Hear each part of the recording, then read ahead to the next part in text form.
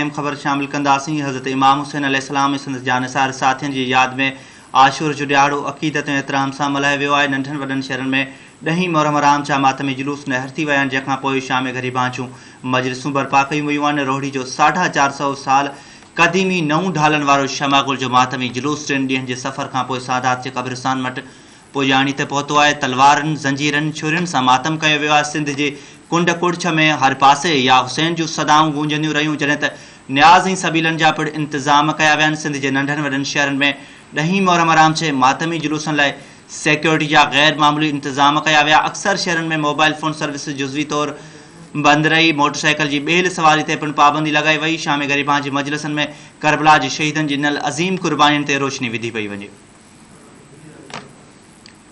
अहम ख़बर अवां सां शेयर कयूं पिया। नाज़रीन, हज़रत इमाम हुसैन अलैहिस्सलाम ऐं संदसि जानिसार साथियुनि जी यादि में आशूर जो ॾियारो अक़ीदत ऐं एहतराम सां मल्हायो वियो आहे। नंढनि वॾनि शहरनि में ॾहीं मुहर्रम आराम जा मातमी जुलूस नहर थी विया आहिनि, जंहिंखां पोइ शाम ग़रीबांचूं मजलिसूं बर्पा कयूं वयूं आहिनि। अवां खे आगाह कयूं पिया। रोहड़ी जो 450 साल क़दीमी नऊं ढालनि वारो शमागुल जो मातमी जुलूस 3 ॾींहनि जे सफ़र खां पोइ सादात जे क़ब्रिस्तान वटि पुॼाणी ते पहुतो आहे।